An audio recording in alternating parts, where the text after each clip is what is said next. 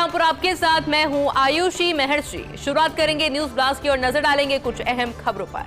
और अब जापान और फ्रांस की भी रहेगी हरियाणा और राजस्थान में अहम भूमिका। ऐसा इसलिए क्योंकि 3,467 करोड़ रुपए के 2 प्रोजेक्ट बदलेंगे प्रदेश में जैव विविधता की तस्वीर। 1,774 करोड़ का project for climate change response and ecosystem services enhancement in Rajasthan. Japan की एनर्जी GICA के सहयोग से 10 वर्ष के प्रोजेक्ट में 19 जिले इसमें कवर किए जाएंगे। 19 जिलों के 600 गांव में बदल जाएगी जैव विविधता की दिशा और दशा। और अगले सप्ताह में प्रोजेक्ट के लिए मिल जाएगी राशि की पहली बड़ी किश्त। दूसरा 1,693 करोड़ का Rajasthan forestry and biodiversity development project. France की FDA के सहयोग से 8 वर्ष के प्रोजेक्ट में 13 जिले कवर किए जाएंगे और इस प्रोजेक्ट में 13 जिलों के 800 गांव होंगे ग्रीन कवर से सुरक्षित। और जैव विविधता प्रोजेक्ट के लिए 80 करोड़ रुपए की पहली किश्त मिली है। काम शुरू हो चुका है।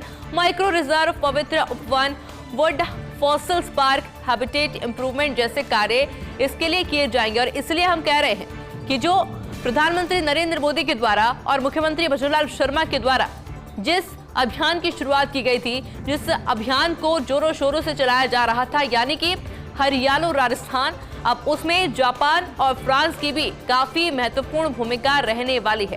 3,467 करोड़ रुपए के 2 प्रोजेक्ट प्रदेश में जैव विविधता की तस्वीर पूरी तरीके से बदल देंगे, क्योंकि 1,774 करोड़ का project for climate change response and ecosystem services enhancement in Rajasthan ये पहला प्रोजेक्ट है। और जापान की एजेंसी यानी कि GICA के सहयोग से 10 वर्ष के प्रोजेक्ट में 19 जिले कवर किए जाएंगे। 19 जिलों के 600 गांव में बदल जाएगी जैव विविधता की दिशा और दशा। अगले सप्ताह में ही प्रोजेक्ट के लिए जो राशि है यानी कि जो पहली बड़ी किश्त है वो मिल जाएगी। अब हम बात करते हैं दूसरे बड़े प्रोजेक्ट की कि आखिर दूसरा बड़ा प्रोजेक्ट क्या कुछ है। दूसरा 1,693 करोड़ का Rajasthan forestry and biodiversity development project है। फ्रांस की FDA के सहयोग से 8 वर्ष के प्रोजेक्ट में 13 जिले कवर किए जाएंगे और इस प्रोजेक्ट में 13 जिले के 800 गांव होंगे ग्रीन कवर से सुरक्षित, होगी जैव विविधता। प्रोजेक्ट के लिए 80 करोड़ रुपए की पहले किश्त मिली है। काम शुरू भी हो चुका है। माइक्रो रिजर्व, पवित्र उपवन, would fossils park, habitat improvement जैसे कार्य इसमें किए जाएंगे। जंगल, पहाड़, झरने और संडे सेलिब्रेशन। नाहरगढ़ कूकस की पहाड़ियों पर एक अलग ही नजारा देखने को मिला। रविवार अवकाश का दिन और बारिश का सुखद संयोग रहा। पहाड़ियों और जंगल में संडे पर बच्चे, वृद्ध और जवानों के समूह का मेला दिखाई दिया। कई दिनों के बाद आज राजधानी में सर्वाधिक पर्यटक देखने को मिले हैं।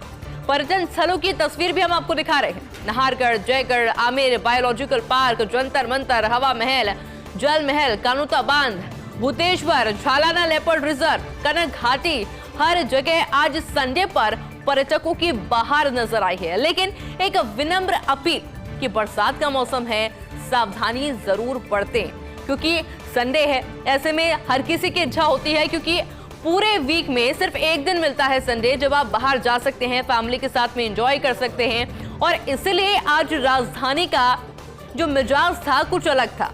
जंगल, पहाड़, झरने और संडे सेलिब्रेशन की अलग अलग तस्वीरें आज राजधानी जयपुर में नजर आई है। नाहरगढ़ कूकस की पहाड़ियों पर एक अलग नजारा देखने को मिला। पर्यटकों की काफी ज्यादा भीड़ देखने को मिली। रविवार अवकाश का दिन और बारिश का सुखद संयोग भी आज पर्यटकों के लिए रहा है। पहाड़ों और जंगल में संडे पर बच्चे, वृद्ध और जवानों के समूह का मेला लगा रहा। यानी कुछ लोग अपने दोस्तों के साथ पहुंचे, कुछ परिवार के साथ पहुंचे, कुछ अपने बच्चों को लेकर पहुंचे। कई दिनों के बाद आज राजधानी में सर्वाधिक यानी कि सबसे ज्यादा पर्यटक देखने को मिले हैं। और वो कौन सी जगह है जहां पर सबसे ज्यादा पर्यटक दिखे हैं? नाहरगढ़, जयगढ़, आमेर बायोलॉजिकल पार्क, जंतर मंतर, हवा महल, जल महल, कानुता बांध, भूतेश्वर, झालाना लेपर्ड रिजर्व और कनक घाटी, हर जगह आज पर्यटकों की बहार नजर आई। लेकिन एक विनम्र निवेदन जो कि प्रशासन भी कर रहा है और फॉर्स इंडिया भी कर रहा है, और वो ये कि बरसात का मौसम है, आप एंजॉय करिए, भरपूर एंजॉय करिए, लेकिन सावधानी बरतना बहुत जरूरी है। एक बार फिर से रुक करेंगे न्यूज ब्लास्ट का और नजर डालेंगे कुछ अहम खबरों पर। गुलाबी नगरी में आज कल्याण धणी के जयकारों की गूंज सुनाई दी। डिग्गी कल्याण जी की 59वीं लखी पदयात्रा जयकारों के बीच रवाना हुई। संत महंतों व जनप्रतिनिधियों ने केसरिया ध्वज दिखाकर रवाना किया। गाजे बाजे के साथ ताड़केश्वर मंदिर से डिग्गी पदयात्रा को रवाना किया गया। जयकारे और हजारों श्रद्धालुओं का कारवां डिग्गी के लिए रवाना हुआ है। बारिश के बीच डिग्गी कल्याण धणी के पदाधिकारियों का उत्साह अपार नजर आया। कल्याण धणी को डंका बाजो जैसे भजनों की गूंजती रही स्वर लहरियां। टॉक रोड से लेकर डिग्गी रोड तक जगह जगह प्रसादी की व्यवस्था की गई है। यात्रियों को अल्पाहार कराकर पुण्य कमाने की लोगों में होड़ लगी हुई है। श्रद्धालुओं के लिए संस्थाओं के सदस्य हाथों में जूस, बादाम शेक, फल, गर्मा गर्म हलवा, पकौड़े, समोसे, सब्जी पूरी से मनुहार करते हुए भी नजर आए, जिसकी अलग अलग तस्वीरें आप स्क्रीन पर देख भी पा रहे होंगे।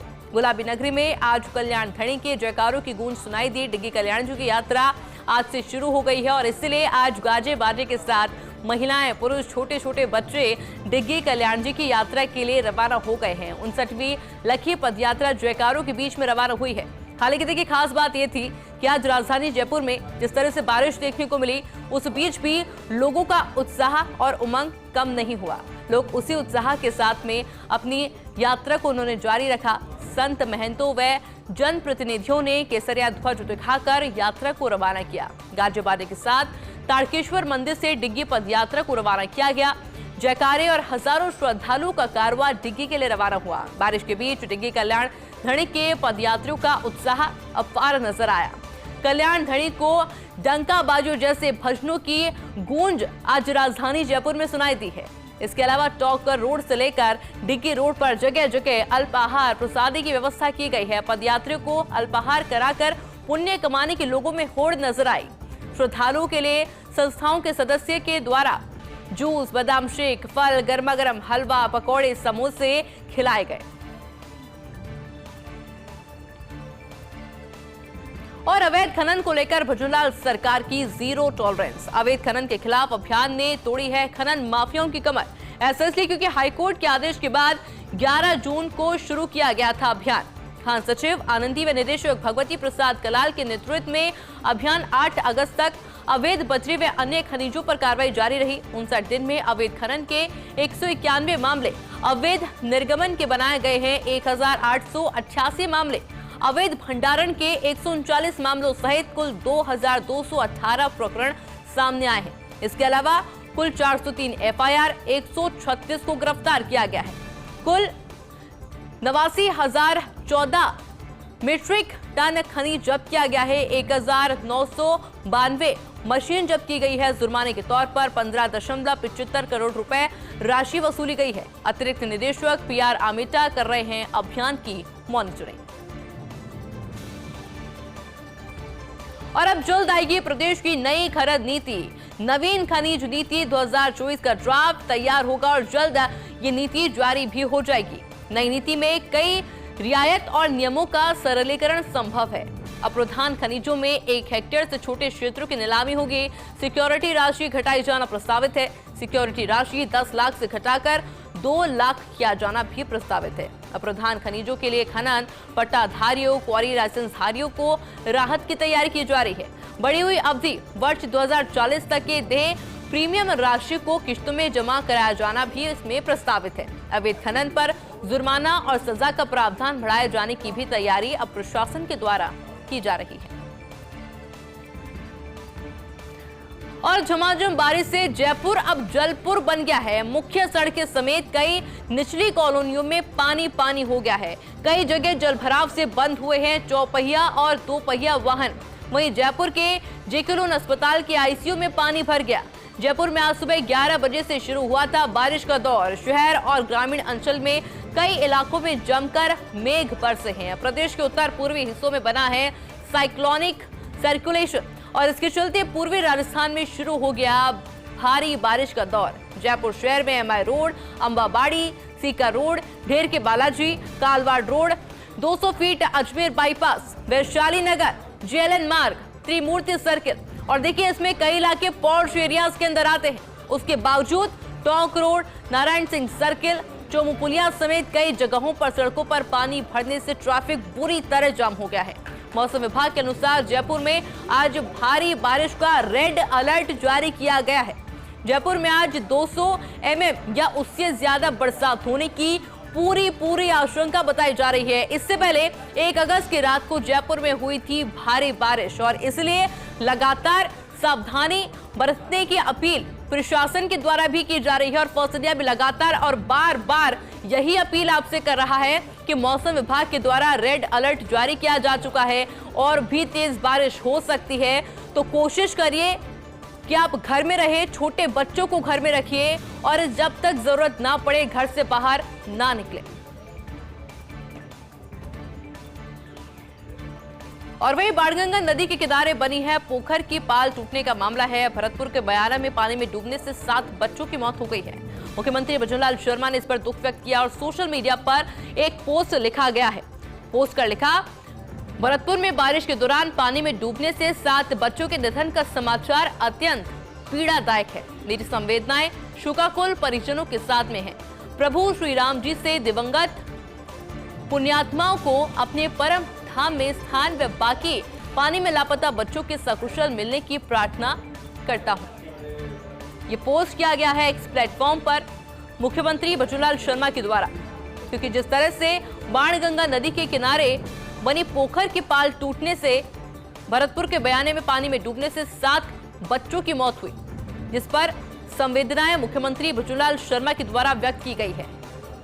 और ऐसे में मुख्यमंत्री भजनलाल शर्मा ने सोशल मीडिया पर एक पोस्ट डाला, एक्स प्लेटफॉर्म पर एक पोस्ट लिखा और कहा कि भरतपुर में बारिश के दौरान पानी में डूबने से 7 बच्चों के निधन का समाचार अत्यंत पीड़ादायक है। हालांकि देखिए, इस तरह की घटनाएं जब होती है तो उसका फीडबैक खुद मुख्यमंत्री भजनलाल शर्मा लेते हैं और कोशिश करते हैं कि जो भी कुछ सहायता प्रशासन के द्वारा दी जा सकती है वो उन्हें दी जाए।